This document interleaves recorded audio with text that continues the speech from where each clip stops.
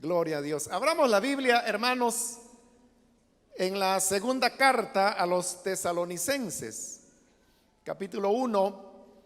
Recientemente hemos comenzado el estudio de la segunda carta a los tesalonicenses y nos encontramos todavía en el capítulo 1, donde vamos a leer los versículos que corresponden en la continuación de este estudio.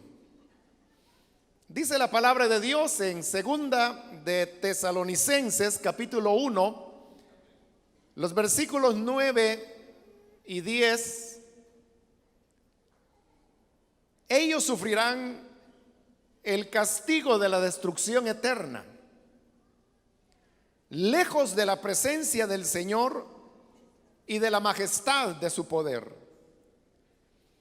el día en que venga para ser glorificado por medio de sus santos y admirado por todos los que hayan creído, entre los cuales están ustedes, porque creyeron el testimonio que les dimos. Amén. Solamente eso leemos. Pueden tomar sus asientos, por favor, hermanos.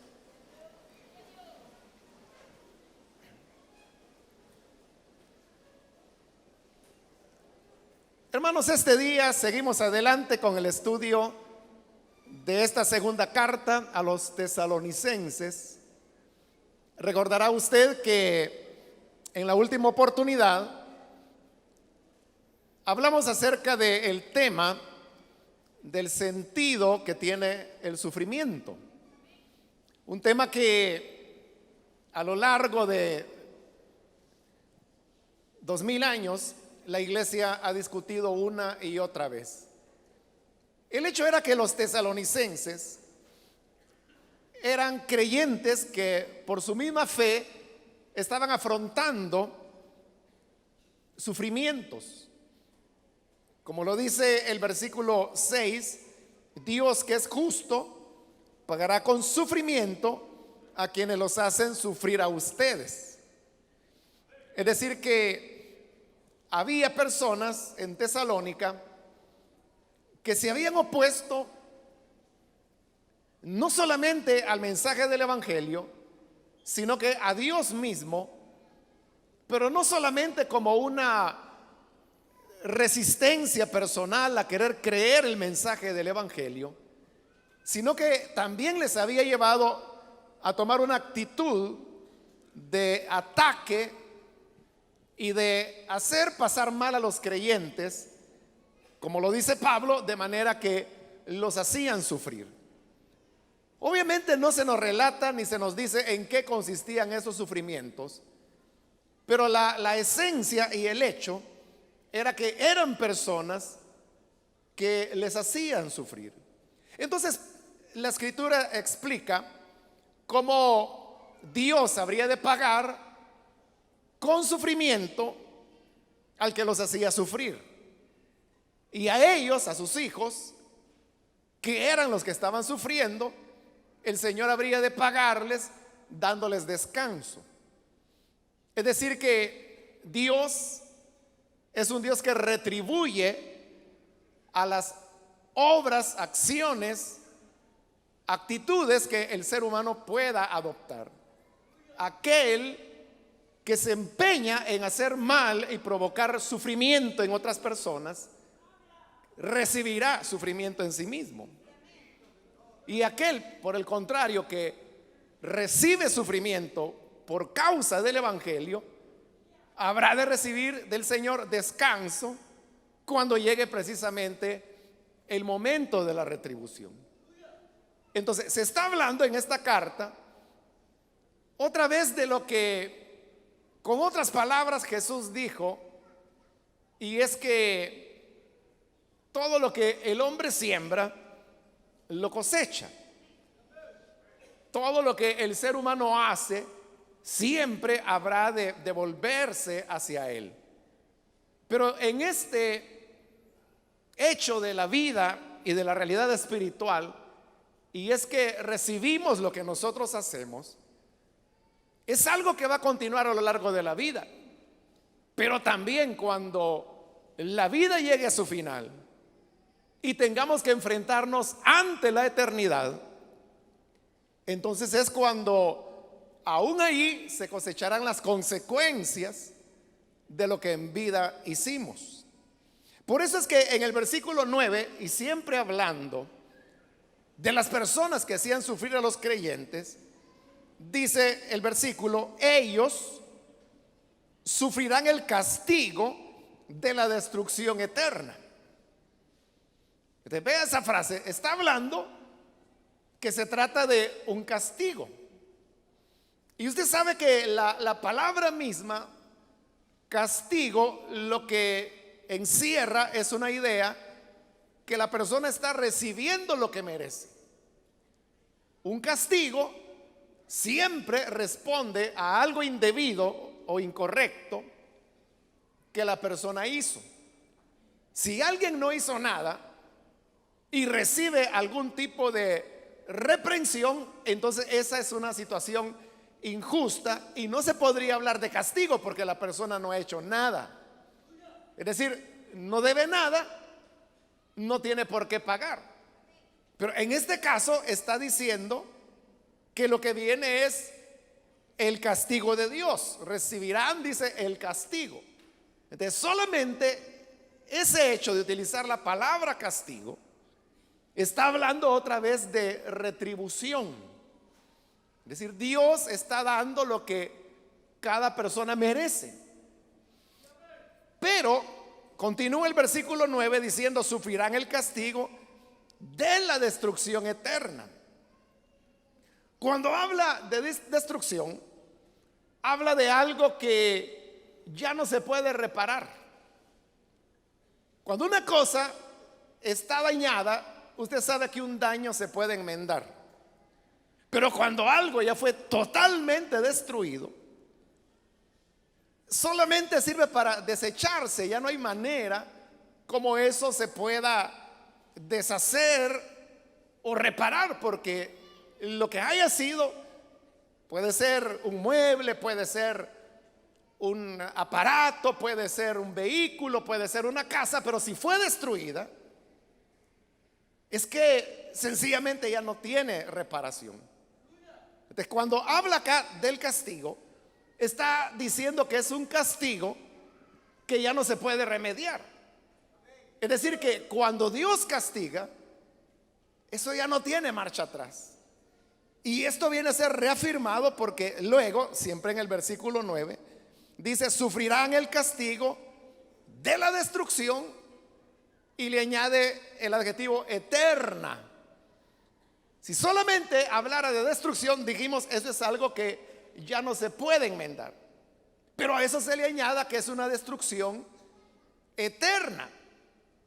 Y por eso es que un elemento básico de la fe cristiana es que creemos que después de la vida física, los seres humanos han de tener una retribución eterna.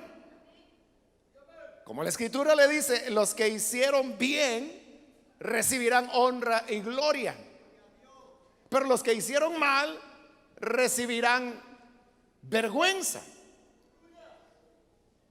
Por eso es que en la fe cristiana se habla de una salvación y de una condenación eternas. Las dos son eternas: la salvación como la condenación, la vida como la muerte. ¿Y por qué es eterna? Porque el ser humano fue creado por Dios precisamente para la eternidad. Nunca fue el plan de Dios que el ser humano viviera unos pocos años sobre la tierra. Y por eso es que cuando venga el reino del Señor, dice el profeta Isaías que ya no habrá anciano que muera de pocos días. Es decir, lo que nosotros hoy catalogamos a una persona como anciana y decimos, bueno, ¿y quién falleció? Ah, la abuelita de fulano. ¿Y qué edad tenía? Tenía 82 años.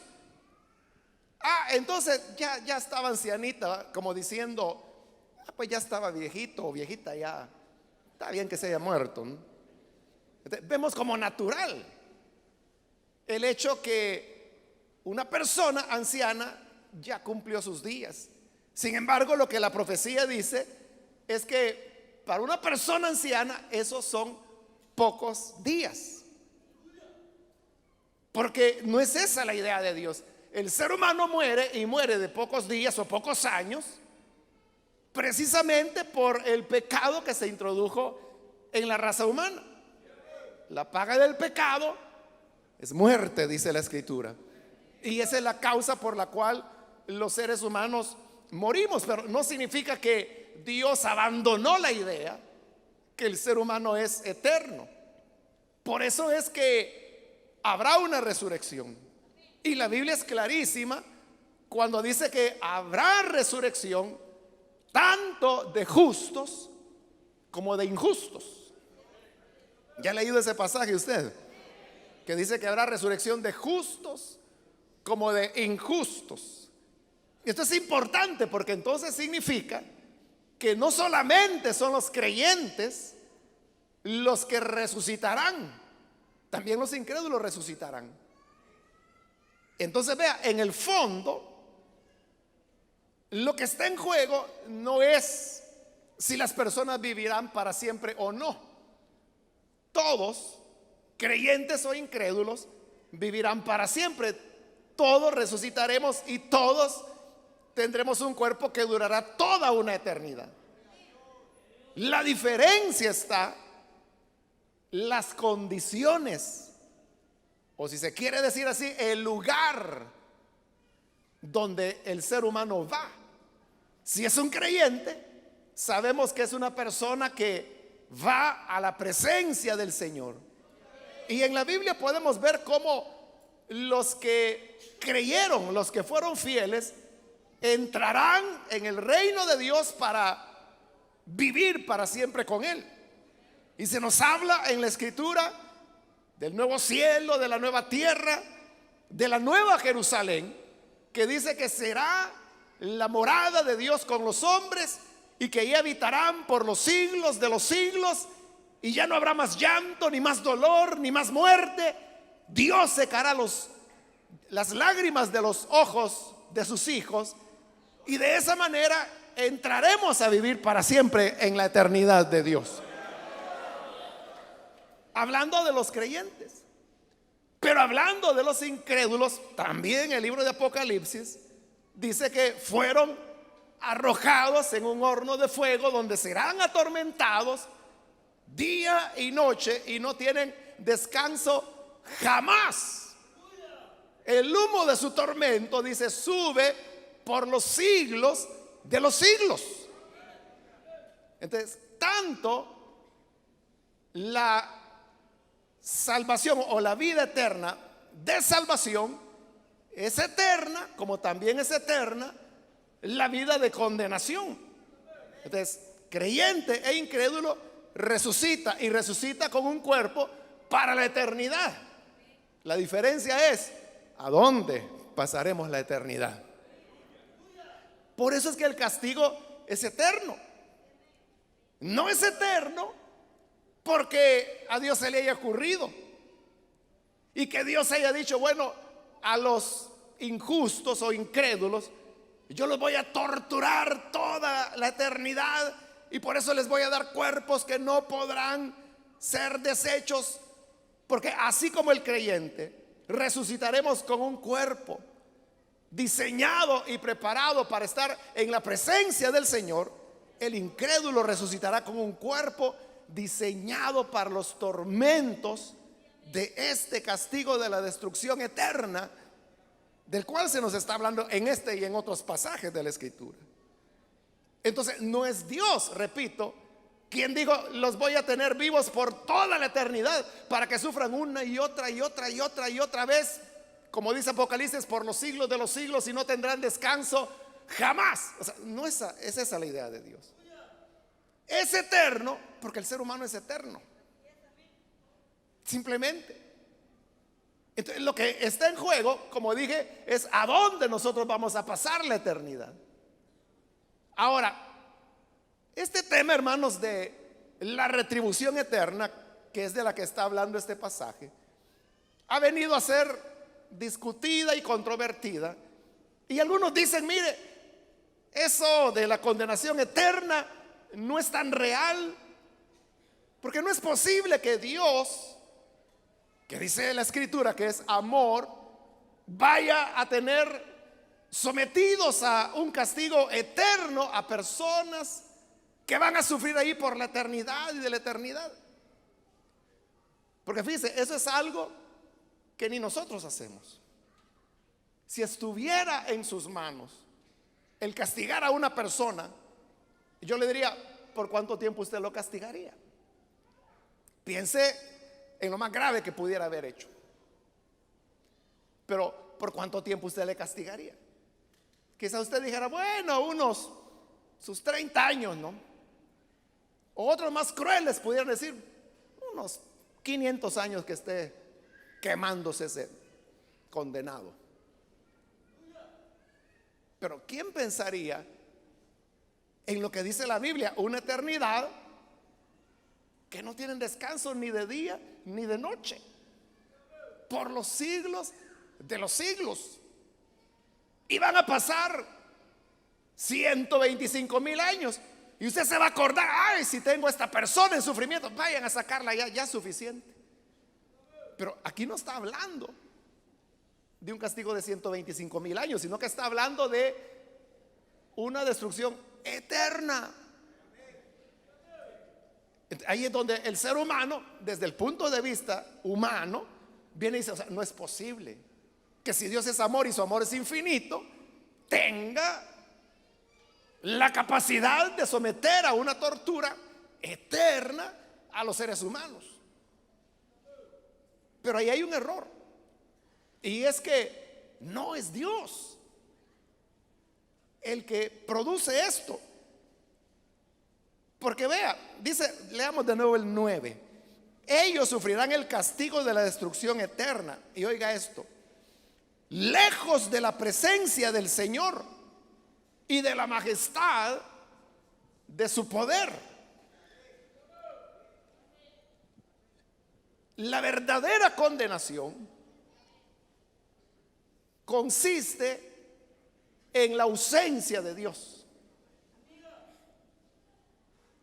Si usted piensa que lo que hace que el infierno sea infierno es el fuego que no se apaga, el gusano que no muere, o que es un lugar de tinieblas, como lo dice la Escritura, o un lago de fuego que arde con azufre, como lo dice Apocalipsis, o un horno ardiente, como también lo dice Apocalipsis, no es eso el tormento mayor.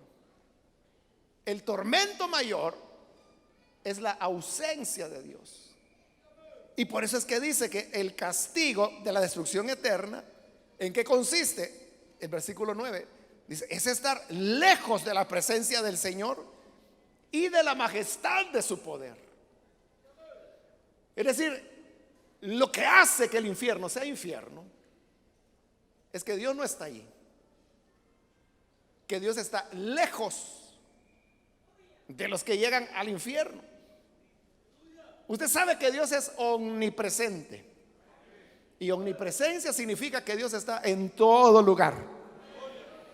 Y es verdad, Dios está en todo lugar, excepto en el infierno,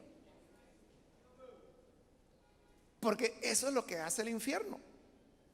Ahí lo dice, lejos de la presencia del Señor. Pero vea, eso de estar lejos de la presencia del Señor, igual no fue una idea de Dios, sino que son ellos. Retrocedamos al versículo 8. Y ahí dice que el Señor viene para castigar a los que no conocen a Dios ni obedecen el evangelio de nuestro Señor Jesús. Cuando dice que son personas que no conocen a Dios, no se está refiriendo a gente que no se enteró que Dios existía y que se le podía conocer. En Romanos capítulo 1, Pablo explica que lo invisible de Dios y el poder de Dios se ha hecho manifiesto a los seres humanos a través de las cosas creadas. La creación es la mayor expresión que nosotros tenemos de la existencia, la eternidad y el poder de Dios. Nadie puede decir, es que yo no he visto la creación. Y una persona ya, pero mire, yo nací ciego, yo nunca vi la creación. Pero hay algo de lo que no podemos eximirnos, y es que nosotros mismos somos parte de la creación. Somos creados por el Señor. Yo no puedo decir, no supe, no me enteré. La Biblia dice que los cielos cuentan la gloria de Dios. Los cielos nos están diciendo que hay un Dios y que es poderoso. Pero entonces alguien puede decir, pero mire, es que yo nunca me detuve a ver las estrellas y nunca me puse a reflexionar que si era tan grande el universo, entonces que era más grande el que lo había hecho. Así que no tengo culpa que no me haya quedado tiempo de quedarme viendo las estrellas. Podrá decir eso. El problema es que no es solo a través de el cielo que Dios se revela. Se revela por el hecho de que nosotros mismos somos creación de Él. Y por eso es que en Romanos Pablo dice que el testimonio de la creación deja al ser humano sin excusa. Nadie podrá decir yo no me enteré. Entonces, cuando aquí en el versículo 8 dice que no conocen a Dios, no significa que no lo conozcan porque no han tenido la oportunidad de conocerlo, sino que no lo conocen porque no quisieron conocerlo. Y eso queda claro cuando dice que no obedecen al evangelio de nuestro Señor Jesús. Está hablando de un rechazo. Pero ¿qué es lo que estas personas están rechazando? Cuando las personas vienen y no quieren conocer a Dios, no quieren reconocerlo, rechazan el evangelio, yo le pregunto, ¿a quién están rechazando? ¿Están rechazando a la persona que les está hablando o presentando el evangelio? No es a la persona, ¿eh? ¿Estarán rechazando a la iglesia que hizo ese esfuerzo para comunicarles el evangelio? No es tampoco a la iglesia. Entonces, ¿a quién están rechazando? Usted lo acaba de decir. Han rechazado a Dios. Entonces, ¿quién es el que quiere estar lejos de Dios? ¿Lo ve? No es Dios. El que quiere tenerlo lejos son ellos, los que no quieren a Dios, lo quieren tener lejos. Y aquí es donde usted puede ver cómo tan cabalmente se cumple lo que hemos venido diciendo, que lo que el hombre siembra lo recibe, y los caminos que el ser humano quiere seguir, Dios simplemente los deja que anden por ese camino. Entonces, estas personas no quisieron conocer a Dios, rechazaron el evangelio, y no solo rechazaron el evangelio, hacían sufrir a los que creían el evangelio. Ellos no querían nada con Dios. Esa es una frase que nosotros la utilizamos cuando vemos la dureza de algunas personas. Así decimos, ¿verdad? Decimos, esta persona no quiere nada con Dios. O decimos, estas personas no quieren nada con Dios. Eso ocurría con estas personas en Tesalónica. No querían nada con Dios. ¿Qué es lo que Dios hace? Él dice, vaya, entonces, ¿no me quieren? No. ¿No quieren que esté con ustedes? No. Entonces, ¿quieren que esté lejos? Sí. Ya están decididos, bien decididos. Bueno, que sea así como ustedes lo decidieron. ¿Y qué decidieron? Estar lejos de Dios. ¿Y en qué consiste el castigo eterno? Ahí lo dice, lejos de la presencia del Señor. Es lo que pidieron. La eternidad no es nada más que la continuación de la vida. Lo que nosotros hacemos y preferimos en vida es lo que vamos a tener en la eternidad. El creyente, ¿qué es lo que quiere? Estar cerca de Dios. Hermano, ¿y por qué estamos aquí? Sí, ¿por qué vino ahora acá?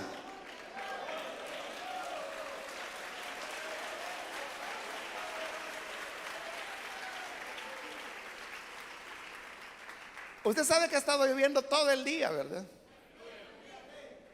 No le dan ganas ahorita de estar en su casita tranquilo, comiendo frijolitos, platanito, cremita con tortilla tostada. ¿Verdad que sí? Entonces, yo le pregunto, ¿qué está haciendo aquí? Que no tenía una buena excusa para decir, ay hermano, no pude porque fíjese que estoy mal y estaba lloviendo. Pero ¿por qué no se quedó? ¿Por qué está aquí? Porque nuestro gozo, nuestra alegría es estar cerca de Él, tener comunión, no estar lejos, sino que estar cerca. Entonces, eso es lo que Dios hace. Bueno, entonces en tu vida tú quisiste siempre tenerme cerca, quisiste siempre oír mi voz, quisiste siempre sentir mi presencia. Entonces en la eternidad eso es lo que tendrás: mi presencia, mi voz, y estarás conmigo todo el tiempo, que es lo que tú querías.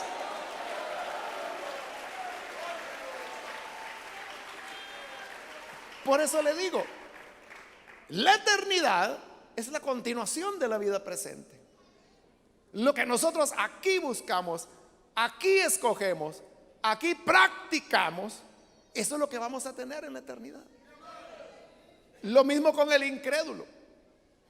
El incrédulo no quiere nada con Dios. Usted le dice, vamos a la iglesia. No. Y usted dice, pero mire, vamos a orar, y usted en la oración sentirá como Dios le toca. Es que yo no quiero que me toque. Usted dice, es que mire, el Señor le va a perdonar sus pecados. Es que yo no quiero que me los perdone. No quieren nada con Dios y viven así. O sea, no solo lo dice, así viven. ¿Qué va a pasar? La eternidad es la continuación de la vida. Si en la vida todo el tiempo ellos no quisieron conocer a Dios, todo el tiempo rechazaron el evangelio, les parecía aburrido y decían, no, eso de estar en iglesia cantando, levantando las manos, eso sí que es para gente desocupada, gente ignorante que no tiene nada que hacer. Es como ellos piensan. Entonces, ¿qué va a pasar? Eso será la eternidad. Entonces, Dios lo que va a hacer es complacerlos. Decidieron vivir lejos de Dios. Entonces el Señor dirá, bueno, como tú quieres estar lejos de mí, estarás lejos de mí por la eternidad. Por eso es que la condenación eterna es una retribución. O sea, Dios está retribuyendo. ¿Qué significa retribuir? Significa que usted recibe lo que se ganó. Por ejemplo, si usted tiene un empleo, a usted le retribuyen su trabajo con un salario. El salario es su retribución. Le están pagando por aquello que usted se ganó. Esa es tanto la vida como la muerte eternas. Es una retribución que Dios hace. Entonces, al que hace el mal y que no quiso nada con Dios, entonces Dios le dice, está bien, no vamos a tener nada. Porque Dios no va a obligar a nadie. Dios no agarra a nadie a la fuerza, sino que si Dios va a ser amado, será amado por la iniciativa que nosotros podamos tener. Hay personas que dicen, Dios es el ser más orgulloso que existe, porque Dios dice, yo y solo yo soy Dios, no hay otro al lado mío, y solo a mí me rendirás culto y adoración y a nadie más. Entonces dice, Dios es un orgulloso, es un inseguro, que teme que los hombres vayan a adorar a otro Dios. Hay gente que así piensa. Entonces, si así piensas, y crees que Dios es inseguro, no lo adores. Es que no te está obligando. Él no te está agarrando a tablazos para que lo hagas. Él, esa es la voluntad que expresa. Si no quieres hacerlo, no lo hagas. Pero debes saber que si no lo haces, no lo harás nunca en la eternidad. Porque la eternidad es solo la extensión de la vida presente. ¿Qué es lo que Dios hace? Respetar el camino que el ser humano quiere tomar. Entonces, ¿quién es el que condena eternamente? Es el hombre el que escoge la forma de vida que quiere tener. Ahora, esto tiene una gran enseñanza para nosotros. Porque entonces yo no puedo decir, yo sé que ahora yo ando mal, ando pecando, pero yo confío que yo voy a terminar en la gloria con el Señor. La eternidad es la continuación de la vida. Y si mi vida yo me la paso pecando, y aunque yo diga, es que yo sé que estoy mal, eso no me hace mejor, peor. Porque hay gente que hace el mal y no sabe que anda haciendo el mal. Pecan en ignorancia. Pero si alguien dice, yo sé que estoy mal, peor, ya estuvo. Ya asumiste la responsabilidad. Entonces, yo tengo que llevar una vida de comunión con Dios si quiero tener comunión con Él en la eternidad. Pero yo no puedo estar rechazando a Dios y diciéndole no, no, no, no, e inventando todo lo que la gente inventa, que dice, es que en la iglesia todos son mentirosos, todos son farsantes, nadie cumple, solo dinero quieren, y todas las cosas que la gente tiene en mente para no acercarse. Entonces, está bien, no quieren, no quieren, es que nadie les va a obligar. Dios lo que hace es, ese es el camino que quieres, que te vaya mal. Claro. ¿Quieres que yo esté lejos? Estaré lejos de ti, no te vuelvo a molestar en la próxima eternidad. Y así es. Entonces, nadie podrá decir, aunque la Biblia dice que en la condenación dice que ahí será el lloro y el crujir de dientes. Entonces, ¿el lloro de quién? De aquellos que lamentarán que era posible un camino de salvación y no lo quisieron seguir. Pero ¿y el crujir de dientes de quién?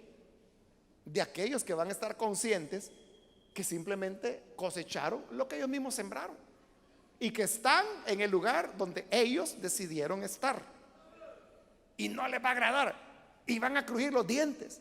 Pero aunque lloren o aunque crujan los dientes, eso ya no cambia la eternidad. Por eso habla de destrucción eterna. Ya no hay regreso. Ahora, en el versículo 10, ¿cuándo va a ocurrir esto? Dice, el día en que venga para ser glorificado por medio de sus santos y admirado por todos los que hayan creído.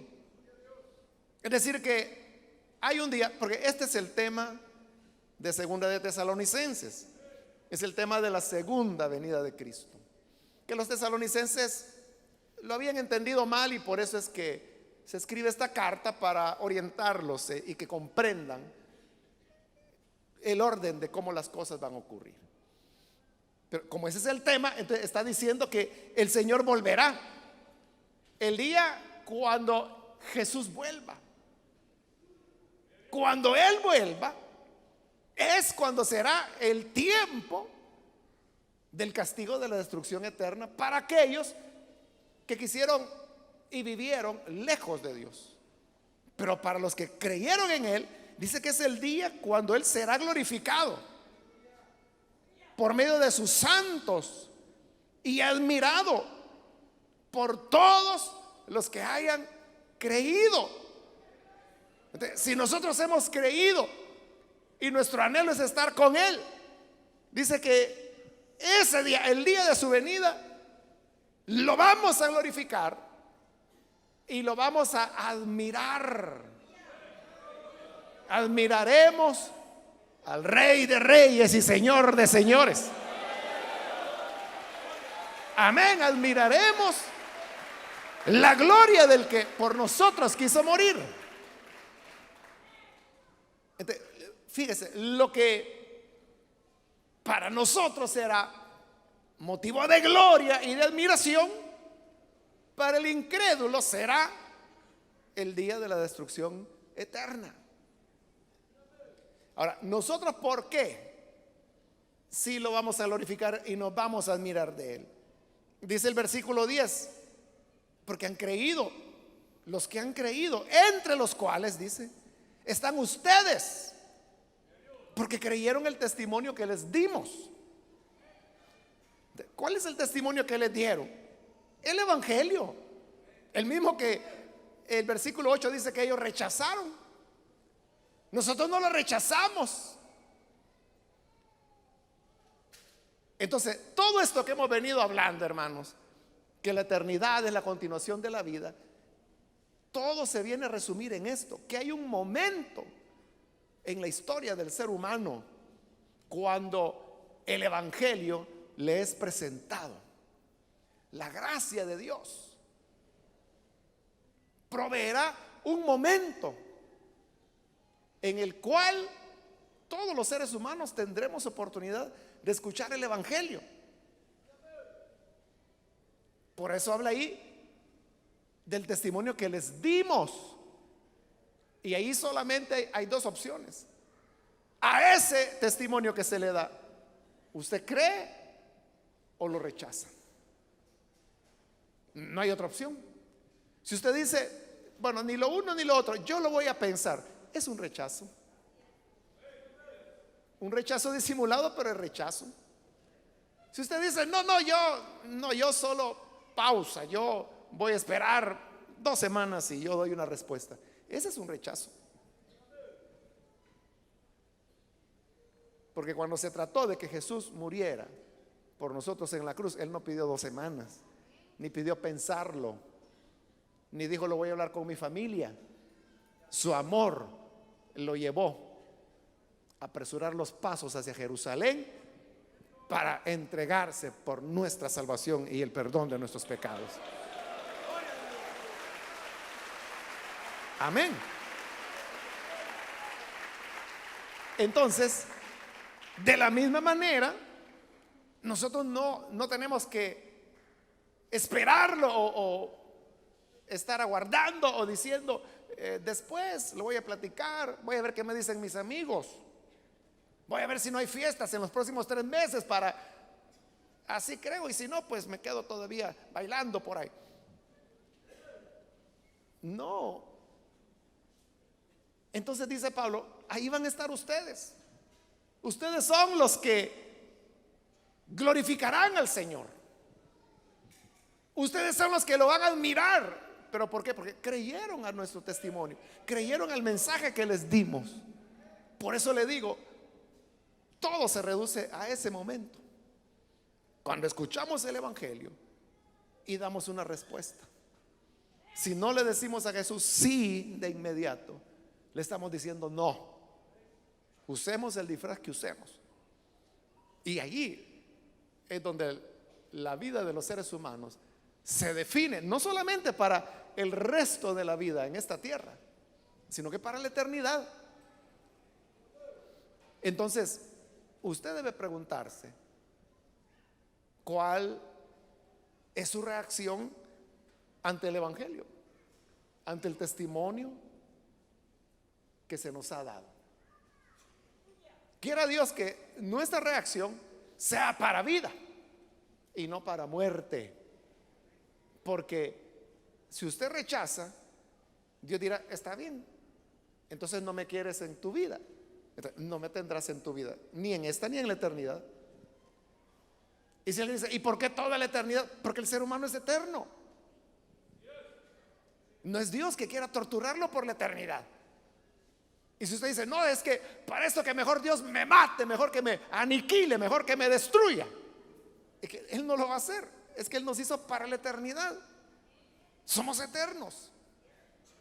podemos morir físicamente, pero un día resucitaremos. Pero como ya lo dije, resucitarán justos e injustos. La diferencia es al resucitar, ¿hacia dónde vamos? Hacia una eternidad con Cristo, a quien glorificaremos y admiraremos, o hacia una eternidad lejos de Él, lejos de la presencia del Señor y de la majestad de su poder. Es lo que el hombre escoja. Hoy nosotros nos vemos una vez más ante ese desafío, y es usted quien debe decidir y reaccionar. ¿Qué va a hacer ante este mensaje, ante este testimonio que hoy le hemos dado? Vamos a orar, vamos a cerrar nuestros ojos.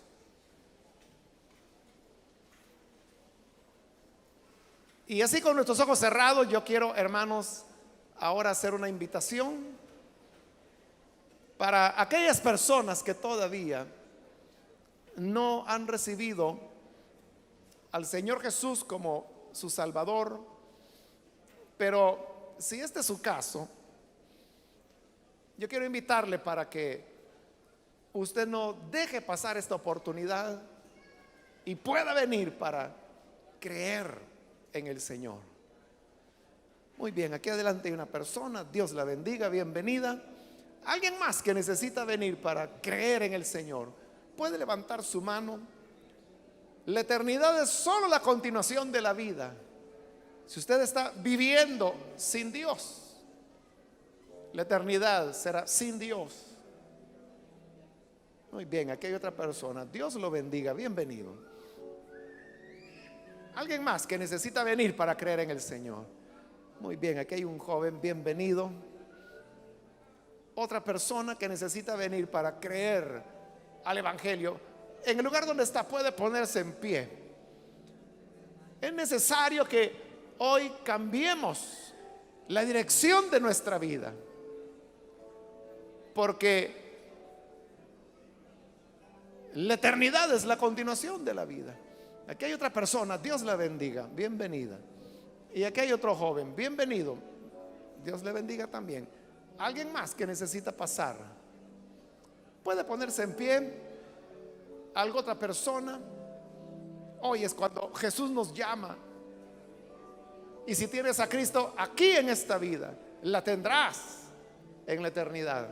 Muy bien, aquí hay otro muchacho, bienvenido. Otra persona que necesita venir para creer en el Señor, póngase en pie. Ahí en el lugar donde usted se encuentra, con toda confianza, póngase en pie, porque queremos orar. Cambie su eternidad cambiando la vida presente. Alguien más que necesita venir, póngase en pie. Venga, hoy es el momento de Dios. Muy bien, ahí atrás hay otra persona que pasa. Dios le bendiga, bienvenido. Alguien más que necesita pasar, puede ponerse en pie. Alguien más. Yo le animo para que no desaproveche la oportunidad.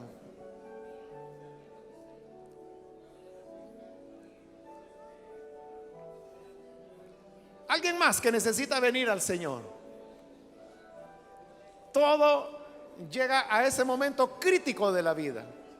Ese momento que ahora, en este instante, estamos viviendo. ¿Qué decides? ¿Con Cristo o sin Cristo? Muy bien, aquí hay una joven, bienvenida. ¿Alguien más? Puede ponerse en pie. Otra persona, venga. Vivamos con el Señor en esta vida presente, y en la eternidad estaremos con Él. Pero si le cerramos la puerta y le rechazamos, entonces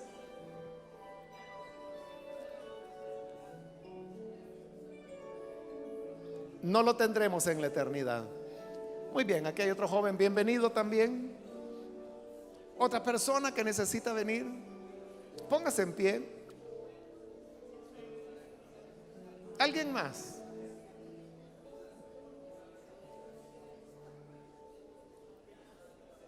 quiero hacer otra invitación, y es para aquellos hermanos o hermanas que se han alejado del Señor. Yo quiero invitarle para que usted venga a reconciliarse. No puede usted esperar una eternidad con Cristo si lleva una vida sin Cristo. Reconcíliese con Él. Póngase en pie toda aquella persona que se ha alejado del Señor, pero hoy necesita ponerse a cuentas con Él. Muy bien, aquí hay otra persona. Dios la bendiga. ¿Alguien más? Acá hay un hombre que pasa. Dios lo bendiga, bienvenido. Y acá tenemos otra persona más. Dios le bendiga, bienvenido. ¿Alguien más que necesita venir? Póngase en pie. Necesita reconciliarse. Hoy es el momento de Dios, la oportunidad para hacerlo. Voy a finalizar la invitación ahora, pero si hubiese alguien más que por primera vez quiere venir al Señor o reconciliarse, póngase en pie. No le diga que no a Jesús, porque Él va a respetar lo que usted decida. Muy bien, aquí hay una joven, bienvenida. Dios le bendiga. ¿Alguien más que aproveche esta última invitación que estoy haciendo? Porque esta es ya la última invitación que hago. ¿No hay nadie más?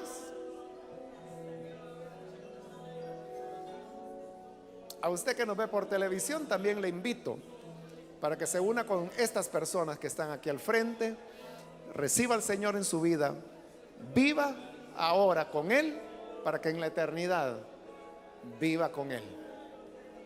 Señor, gracias te damos por las personas que están aquí al frente y porque en tu bondad tú continúas salvando, redimiendo, dando, Señor, vida a los que se acogen a tu misericordia. Te ruego, Padre, que puedas perdonarles. El que se reconcilia, restáurale plenamente, y que podamos comprender de una vez que te necesitamos y debemos vivir para ti todos los días. Señor, te suplicamos, líbranos del mal, que podamos cada día de nuestra vida servirte, adorarte. Que tu bendición, Padre, sea sobre cada hermano, hermana, cada televidente, cada oyente de la radio, por cualquier medio que escuchan. Tu gracia les alcance. En el nombre de Jesús, nuestro Señor, lo pedimos. Amén. Amén. Gloria a Dios.